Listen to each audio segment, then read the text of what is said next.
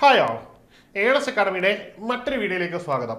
ഇന്ന് നമ്മൾ വന്നിരിക്കുന്നത് വളരെ പ്രധാനപ്പെട്ട ഒരു അപ്ഡേറ്റുമായിട്ടാണ്. അതായത് ഇലക്ട്രിക്കൽ മെക്കാനിക്കൽ ഉദ്യോഗാർത്ഥികളെ സംബന്ധിച്ചിടത്തോളം അത്യാവശ്യം നിയമനം നടക്കുന്ന ഒരു തസ്തികയുടെ നോട്ടിഫിക്കേഷൻ ഏറെക്കുറെ ഉടൻ വരുമെന്ന് നമുക്ക് പ്രതീക്ഷിക്കണം.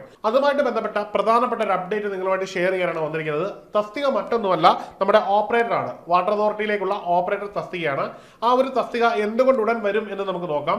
അത് പ്രധാനമായിട്ടും PSCയുടെ ഈ അടുത്തിടെയായിട്ടുള്ള പ്രവണതയാണ്. കാരണം വളരെ കൃത്യവും വ്യക്തവുമായിട്ടാണ് ഇപ്പോൾ PSC പ്രവർത്തിച്ചുകൊണ്ടിരിക്കുന്നത്. ഒരു റാങ്ക് ലിസ്റ്റിന്റെ കാലാവധി കഴിയുമ്പോൾ തന്നെ പുതിയ റാങ്ക് ലിസ്റ്റ് വരികയും കൃത്യം 3 വർഷമാകുമ്പോൾ നിലവിലുള്ള റാങ്ക് ലിസ്റ്റിന്റെ കാലാവധി കഴിയുകയും ചെയ്യുന്ന രീതിയിൽ കൃത്യതയോടുകൂടി PSC പോകുന്നു എന്നത് വളരെ ശ്രദ്ധേയമായ ഒരു കാര്യമാണ്. ഈ ഒരു പ്രവണത നടക്കുന്നത് കൊണ്ട് തന്നെ ജനറൽ PSCകളിലും ഒപ്പം തന്നെ ടെക്നിക്കൽ PSCകളിലും ഈ ഒരു കൃത്യത അവർ പാലിക്കുന്നുണ്ട്. ഇവിടെ നമ്മൾ ശ്രദ്ധിക്കേണ്ട ഒരു വസ്തുത എന്ന് പറഞ്ഞാൽ ഇതിനു മുമ്പ് ഈ എക്സാമിനേഷൻ നടന്നതാണ്. ഈ ഒരു എക്സാമിനേഷനെ പറ്റി പറയുകയാണെങ്കിൽ 211/2020 എന്ന നമ്പറിലായിരുന്നു ഈ ഒരു എക്സാമിനേഷൻ അന്ന് കണ്ടക്ട് ചെയ്തത്. അന്ന് ഇതിന്റെ യോഗ്യതയായിട്ട് വന്നിരിക്കുന്നത്, അതായത് SSLCയോ അല്ലെങ്കിൽ അതിന് തതുല്യമായ ഒരു യോഗ്യതയോ നിങ്ങൾ നേടിയ ശേഷം നിങ്ങൾ നേടിയിരിക്കുന്ന NCVT സർട്ടിഫിക്കറ്റ് ആണ്. ഇനി നമുക്ക് ഈ ഒരു തസ്തികയുടെ ക്വാളിഫിക്കേഷൻ എന്താണെന്ന് നോക്കാം. ഇതിന് പ്രധാനമായിട്ടും SSLC പാസ്സായിരിക്കണം. SSLC പാസ്സായ ശേഷം നിങ്ങൾ ITI പാസ്സായിരിക്കണം എന്നുള്ളതാണ്. ആദ്യം നോട്ടിഫിക്കേഷൻ വന്നപ്പോൾ, അതായത് അത്തവണ നോട്ടിഫിക്കേഷൻ വന്നപ്പോൾ അതിൽ NCVT എന്ന് പറയുന്നൊരു സർട്ടിഫിക്കറ്റ് ആയിരുന്നു അവർ ചോദിച്ചത്. അതുകൊണ്ട് തന്നെ പലർക്കും അന്നൊരു പ്രശ്നമുണ്ടായത് ഹയർ യോഗ്യത വെച്ച് അപ്ലൈ ചെയ്യുന്നതിന് ചില ഡിഫിക്കൽട്ടികൾ ഉണ്ടായിരുന്നു. ഇതിനുശേഷം ഇതിനകത്ത് ഡിപ്പാർട്ട്മെന്റൽ ഒരു റിക്രൂട്ട്മെന്റ് നടത്തിയുണ്ടായി PSC. അപ്പോൾ അതിനകത്ത് കേരള സർട്ടിഫിക്കറ്റ് കൂടി ചോദിച്ചിട്ടുണ്ട്. അതിന്റെ ഒരു അഡ്വാൻറ്റേജ് എന്താണെന്ന് വെച്ച് കഴിഞ്ഞാൽ ഡിപ്ലോമ ഉള്ളവർക്കും BTech ഉള്ളവർക്കും ഒക്കെ ഇക്വലൻസി വെച്ച് അപ്ലൈ ചെയ്യാം എന്നുള്ളതാണ്. ഇതിന് മുമ്പുണ്ടായ ഈ ഒരു പ്രശ്നം പരിഹരിക്കത്തക്ക രീതിയിലാണ് പിന്നീട് വന്ന നോട്ടിഫിക്കേഷനിലൊക്കെ PSC ഇത് ചെയ്തിരിക്കുന്നത്. അപ്പോൾ സ്വാഭാവികമായിട്ടും ഇനി വരുന്ന നോട്ടിഫിക്കേഷനിലും ഈ രണ്ട് കാര്യങ്ങളും ഉണ്ടാവും. നാഷണൽ സർട്ടിഫിക്കറ്റും ഒപ്പം തന്നെ കേരള സർട്ടിഫിക്കറ്റും വെച്ച് കഴിഞ്ഞാൽ നിങ്ങൾക്ക് അതിന്റെ ഹയർ വെച്ച് അപ്ലൈ ചെയ്യാനുള്ള ഒരു ഓപ്ഷൻ കൂടി കിട്ടും. ഇനിയും ഇതിന്റെ സ്കെയിൽ ഓഫ് പേ ആണ് നോക്കേണ്ടത്. 27,200 രൂപ മുതൽ 73,600 രൂപ വരെ സാലറി ലഭിക്കുന്ന ഒരു പോസ്റ്റാണ്. നമ്പർ ഓഫ് വേക്കൻസി അന്ന് നോട്ടിഫിക്കേഷൻ വരുമ്പോൾ 88 വേക്കൻസിയാണ്. ഇവിടെയാണ് നമ്മൾ ശ്രദ്ധിക്കേണ്ടത്. നോട്ടിഫിക്കേഷൻ 88 വേക്കൻസിയാണ്. നിലവിലെ ഈ റാങ്ക് ലിസ്റ്റിൽ നിന്ന് ഏതാണ്ട് 600-ലധികം വേക്കൻസികൾക്ക് അഡ്വൈസ് പോയിരിക്കുകയാണ്. അവിടെയാണ് ഇതിന്റെ ഏറ്റവും വലിയ ശ്രദ്ധേയമായ കാര്യം. കാരണം കേരള വാട്ടർ അതോറിറ്റി പോലൊരു സ്ഥാപനമാണ്, അത്യാവശ്യം പോസ്റ്റിംഗ് നടക്കുന്ന ഒരു സ്ഥാപനമാണ്. 88 വേക്കൻസിക്ക് വേണ്ടി വിളിച്ച പോസ്റ്റാണ്. ഏതാണ്ട് 600-ലധികം പേരെ നിയമിച്ചിട്ടുള്ളത് എന്ന് മനസ്സിലാക്കണം. ഇനിയും അന്ന് ഇതിന്റെ പ്രായപരിധി എന്ന് പറഞ്ഞാൽ 19 വയസ്സ് മുതൽ 36 വയസ്സ് വരെയായിരുന്നു. 19 വയസ്സിനും 36 വയസ്സിനും ഇടയിലുള്ളവർക്ക് അപ്ലൈ ചെയ്യാം. ഇനിയും നോട്ടിഫിക്കേഷൻ വരുമ്പോൾ ഇത് തന്നെയായിരിക്കും പ്രായപരിധി. OBC SC വിഭാഗങ്ങൾക്ക് 3-5 വർഷം വീതമുള്ള ഇളവ് ലഭിക്കുന്നതായിരിക്കും. ഇനി നമുക്ക് ഈ ഒരു റാങ്ക് ലിസ്റ്റിന്റെ നിലവിലെ അവസ്ഥ എന്താണെന്ന് നോക്കാം. ഇതിന്റെ കാറ്റഗറി നമ്പർ നമ്മൾ പറഞ്ഞു തന്നെയാണ് 211/2020 എന്നുള്ളതാണ്. ഇതിന്റെ DOE നിലവിൽ വന്നത് 7/2/2023 ആണ്. അത് 2023 ഇത് വന്നിരിക്കുകയാണ്.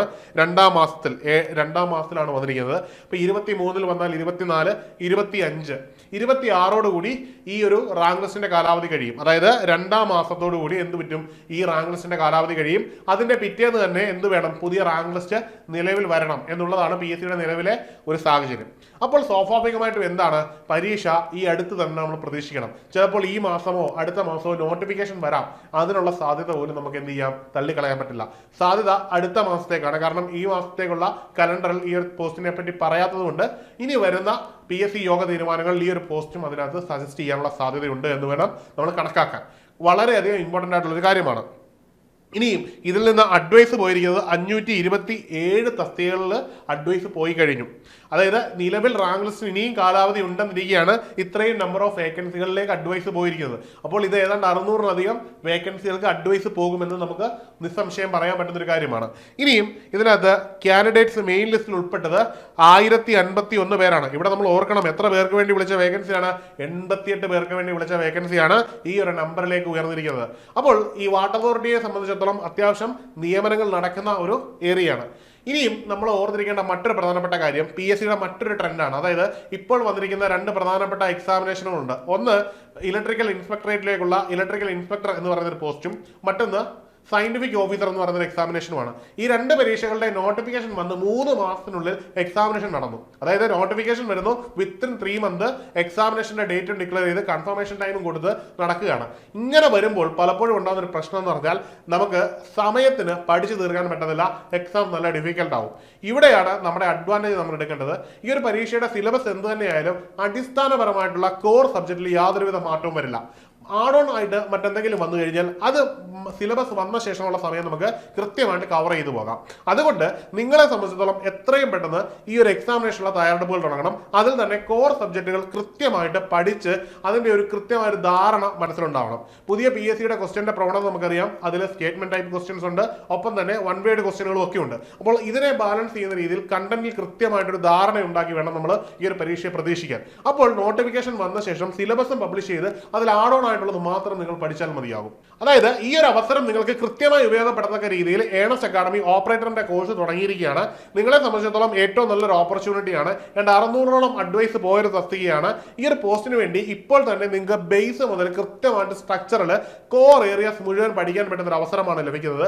മാത്രമല്ല നമ്മുടെ കോഴ്സുകൾ ഓൺലൈൻ ആയതുകൊണ്ട് തന്നെ നിങ്ങൾക്ക് ലോകത്തിന്റെ ഏത് കോണിൽ ഇരുന്ന് പഠിക്കാൻ പറ്റും എന്നുള്ളതാണ്. നമുക്ക് കൃത്യമായിട്ടൊരു പേഴ്സണലൈസ്ഡ് മെന്റർഷിപ്പ് സപ്പോർട്ട് ഉണ്ട്. ഇതുവഴി നിങ്ങൾക്ക് വ്യക്തമായിട്ട് നിങ്ങളുടെ ക്ലാസ്സുകളെ ഷെഡ്യൂൾ ചെയ്ത് പഠിക്കാനും ഒപ്പം തന്നെ ഇതിനോടൊപ്പം തന്നെ ടെസ്റ്റുകൾ ചെയ്ത് PSCയുടെ മുൻവർഷ ചോദ്യ പേപ്പറുകളും വരാൻ സാധ്യതയുള്ള ചോദ്യങ്ങളും കൃത്യമായിട്ട് ചെയ്ത് ഒരു പ്രോ ലെവലിലായി സെറ്റ് ആവാനുള്ള അവസരമാണ്. പിന്നീട് നിങ്ങളുടെ സംശയങ്ങൾ നേരിട്ട് ദൂരീകരിക്കുന്ന അവസരവും ഏണസ്റ്റ് അക്കാഡമി നൽകുന്നുണ്ട്. തുടങ്ങിയ നിരവധി ഫീച്ചേഴ്സ് നമ്മൾ ഈ കോഴ്സിൽ പ്രൊവൈഡ് ചെയ്യുന്നുണ്ട്. അപ്പോൾ എത്രയും പെട്ടെന്ന് നിങ്ങൾ ഈ കോഴ്സിൽ ജോയിൻ ചെയ്ത് പഠനം തുടങ്ങുക. മറക്കണ്ട, നിങ്ങളെ സംബന്ധിച്ചിടത്തോളം ഏറ്റവും നല്ലൊരു ഓപ്പർച്യൂണിറ്റിയാണ് കിട്ടുന്നത്. IT അടിസ്ഥാന യോഗ്യതയായിട്ടുള്ള ഈ ഒരു പോസ്റ്റിലേക്ക് ഇപ്പോൾ തന്നെ നിങ്ങൾക്ക് തയ്യാറെടുപ്പുകളായിട്ട് മുമ്പോട്ട് പോകാം. അപ്പോൾ നമുക്കൊരു സർക്കാർ ജോലിയാണ് വേണ്ടത്. ആ ഒരു ലക്ഷ്യം നിങ്ങളെ തേടി എത്തുക തന്നെ ചെയ്യും. അപ്പോൾ നമുക്ക് ഒരുമിച്ച് തയ്യാറെടുത്ത് നമ്മുടെ ലക്ഷ്യത്തിലേക്ക് പോകാം. എല്ലാവർക്കും വിജയാശംസകൾ. മറ്റൊരു വീഡിയോയിൽ കാണാം. Good bye.